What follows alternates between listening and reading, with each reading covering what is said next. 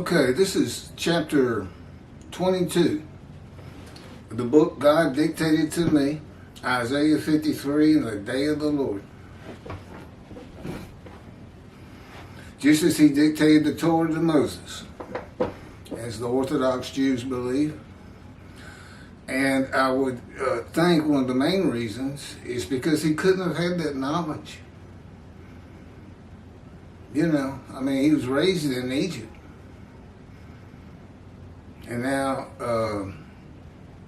the Jewish people have derived 613 laws from those first 5 books of the Hebrew Bible. And he just couldn't know. And, you know, Leviticus, those are laws from God with purpose. And this is a new set. This will be the 3rd time I've put the book to video. God has me repost them all the time. And they suffer wear and tear real quick. But it takes a long time to upload them to YouTube. I can only get about 6 half-hour videos. And that's all my memory card. I can put 10 to 12 to 14 videos, half hours, on this memory card, but for some reason, it stops at 30 minutes, and I got to reset it. So you get a lot of parts 1, parts 2. This is a long chapter. This is Isaiah 53 with the primary goal of showing how Jesus does not fit any of the verses, save one. And that would be verse 12, where he's counted as sinner. Because he lies. He lies in the New Testament.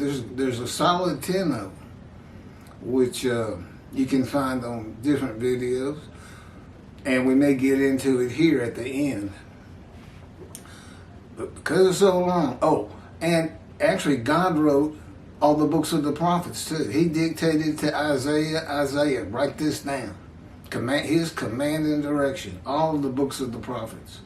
And probably had them write the writings, you know, like Chronicles, etc. Ezra, Nehemiah, or I guess they could have written their own, just like the prophets. David may have written the 3 books he's in.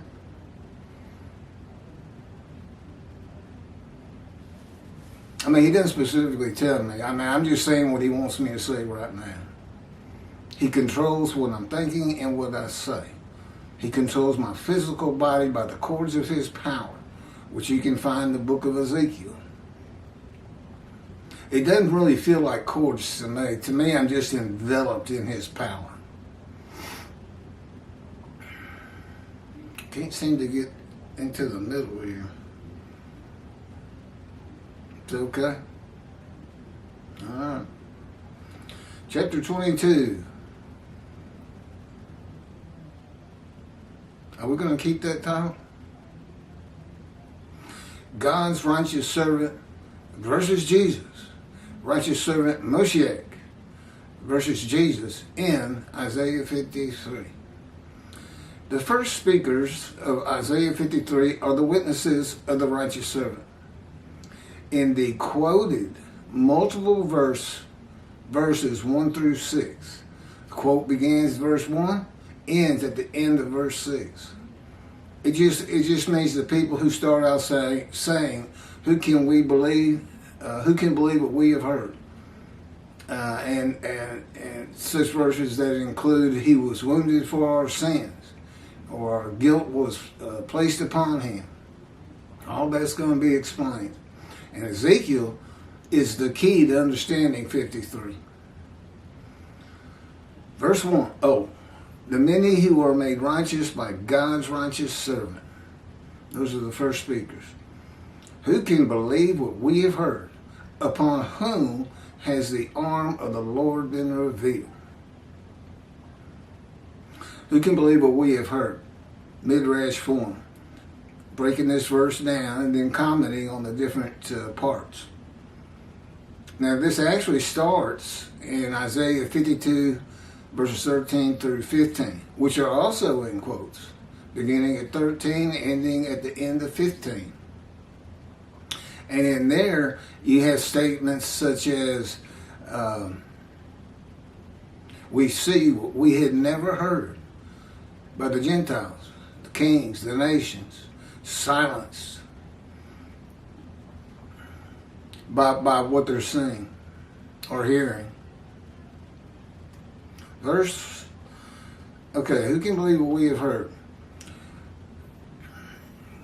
The witnesses ask, who can believe? These are the things that they just can't believe, that they're saying, that they've never heard. The witnesses ask, who can believe that God redeems the Jewish people by the new covenant with sin forgiveness of Jeremiah 31 that is delivered by the messenger Elijah, who receives it from the angel of the covenant, who is the angel of God's presence, the Holy Spirit, that alights upon the anointed one in Isaiah chapter 11, verse 1. Who can believe what we have heard? By the covenant of friendship that comes with his God's servant David, a shepherd, whom he, when he sanctifies Israel by having the third temple built on his holy Mount Zion in or around Jerusalem. Not the Temple Mount. He says it's too small, it's tainted by Islam, and it's controlled by Jordan. No Temple Mount issues. Just a very large tract of land.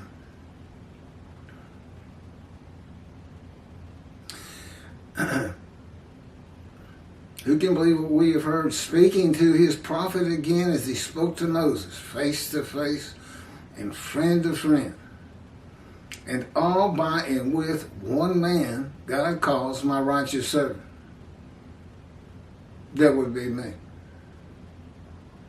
Rambam says in chapter 12 of the laws concerning King Moshiach that Moshiach will compel all of Israel to walk in the way of the Torah, perfect the entire world, motivating all the nations to serve God together. There will be neither famine nor war, neither envy nor competition. The entire world will be solely to know God, and the Jews, therefore,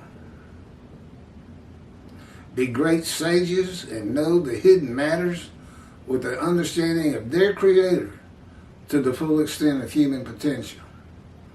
Well, that would be me. He's been with me 16 years now. He dictated this book to me. I'm also the prophet like Moses. Because that's what's unique about Moses. God dictated the book to him.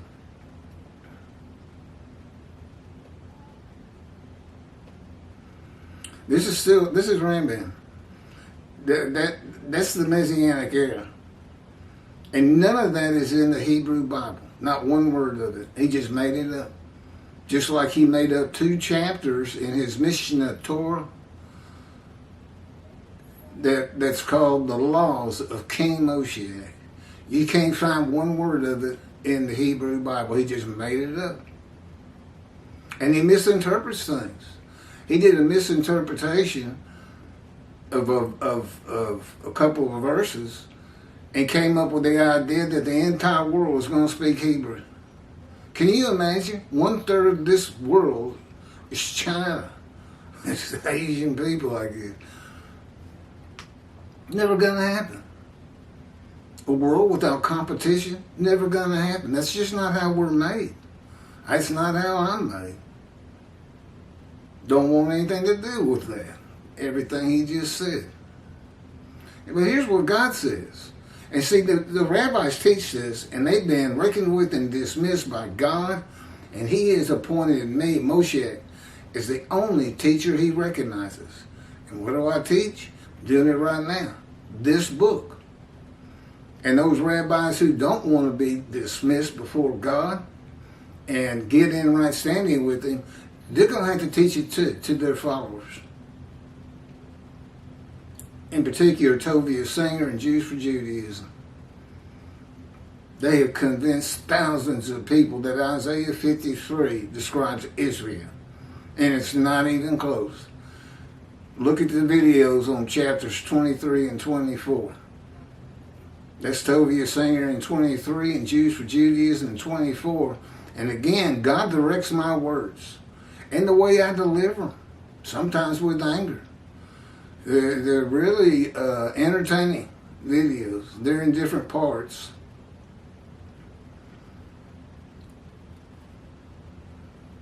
So this is what God says in the covenant of friendship, which completely refutes and is contrary to what we just heard Rambam say, and which is still taught today. God simply says he will send down the rain in its season. The trees of the field shall yield their fruit, and the land shall yield its produce. The Jewish people shall continue secure on their soil, on their own soil, and never be overthrown and dispersed again, uprooted again. There's a caveat to that. That's if the temple that he's about to announce he's going to place among them gets built. If it doesn't get built, his purpose, which might prosper, of Isaiah 53, that's in Malachi 3, the last page of the prophets, where he says, I'm sending my messenger before me to clear the way, and I shall return to my temple. And the angel of the covenant that you desire, that sin forgiveness of Jeremiah 31, is already on the way. And that'll be explained in here. They shall no longer be a spoil to the nations. This doesn't sound like world exaltation that Jews for Judaism teaches. And I guess came from Rambam. World exaltation. But listen to the words of God.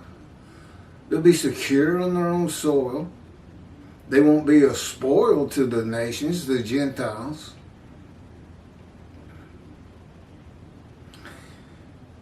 He will establish for them a planting of renown. They shall no more be carried off by famine. They shall not have to bear again the taunts of nations. Taunts. He will establish them and multiply them. He will place his sanctuary among them forever. And he calls it sometimes his eternal temple. His presence shall rest over them, and when his sanctuary abides among them forever, the nations, and that means Gentiles, will know that the Lord sanctifies Israel. That's God's Messianic era. He's here. And he wants to live amongst his people again. And it's not because they done anything in particular. It's just y'all come back and I'll come back. They came back in 1948. And that's basically when the day of the Lord began. I was born in 57. And he was with me at birth. But he didn't reveal himself to me till I was 50 years old. He orchestrated my life. He orchestrated my life. To be a man of suffering, familiar with disease, suffering grievous injuries. That he takes full credit for. Shows me in vision how it is. And he's got my whole life in the palm of his hand. He can show me anything he wants to. He often, when I'm conversing with the angel of his presence, who's here too, in the presence of God, well, wherever God is, the angel of his presence is going to be there. And his presence is basically his mind. That's what goes to the temple. The Spirit and God surround the earth. Okay? But it's only their presence that goes into the temple. And this is the day of the Lord, and he's got to have a representation. There's only one description of a man to come, 4 righteous servants to come. Elijah, prophet like Moses, Moshiach, and the man described in Isaiah 53. One description that fits me, and I handle the duties of all 4. I've already covered the prophet like Moses. He dictated a book to me. That's what's unique about Moses. God dictated the Torah to him. Actually, 2 books. There's another book called The Life of God's Righteous Servant that he dictated. It's my life, but I didn't write it. I didn't write this book. And I couldn't possibly, just like Moses couldn't know the books, the first 5 books of the Hebrew Bible of his own, I couldn't know this. You can't find a rabbi today or in the entirety of the history of Judaism that knows these things in the proper explanation of 53, which is written so only the righteous servant can explain it. Nobody else could ever figure it out, but it's a teaching and it's a proof. First proof is this book and the information in it. Second proof is how I explain Isaiah 53.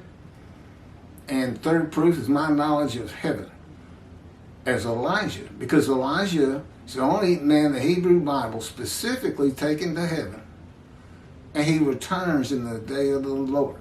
So what do you ask him? Well, the proof is, hey, so you say you're Elijah, tell us about heaven. And I have. Well, God has. He had me typed it, and he taught it to me.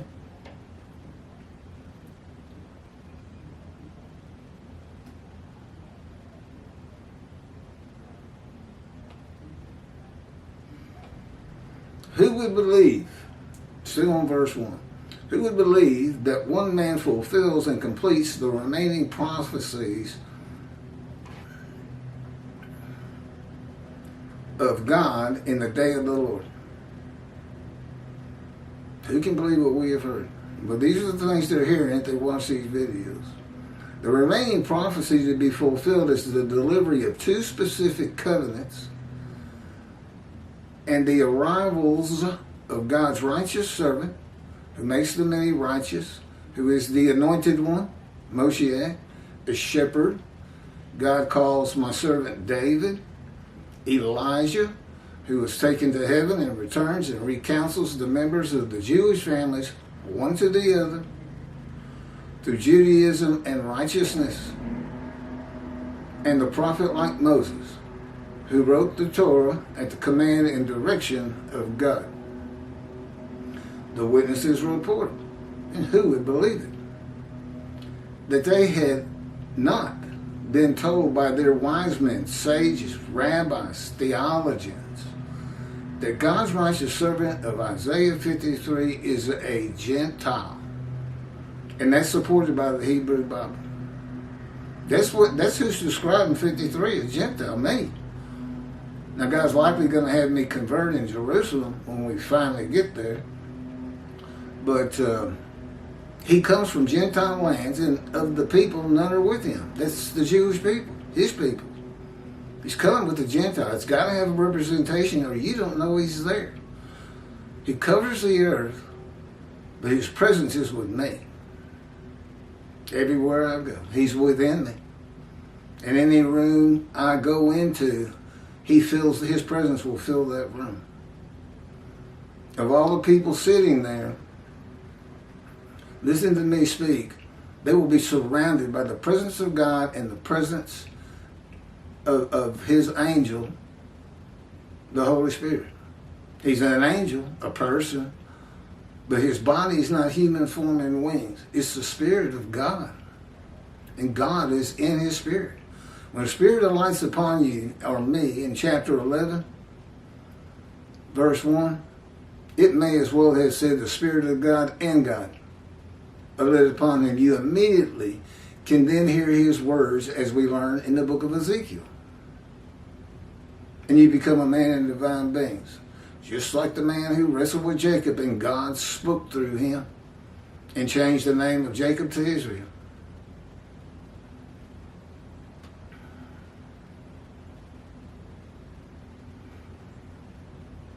Okay, that God's righteous servant of Isaiah 53 is a Gentile in the beginning. Of course, Jesus is a Jew. He can't be 53. Neither can Israel. All Jewish people gathered as one man. They can't be in 53. Uh-oh.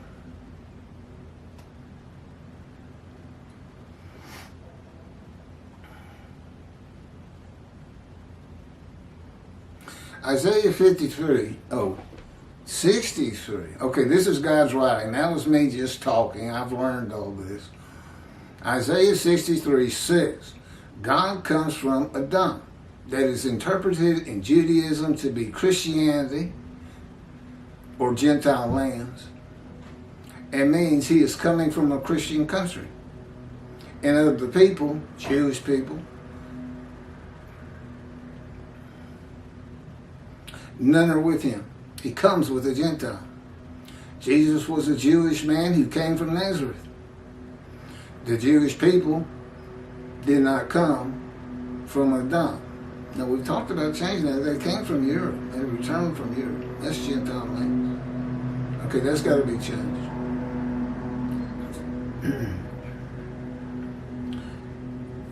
They began in, okay, don't need that. During the Exodus, Moses and the Israelites who had been slaves from Egypt were not allowed to pass through Adam. And means God didn't pass through it because he was within Moses as he is within me, as I just explained. Got some people working. I'm in a condominium and they're working on the lawn. I guess on the way. No, he's going by. No, that'll be too loud. That'll drown out what I'm saying. Okay, I'm going to stop right there. That's part one. There's going to be a lot of parts.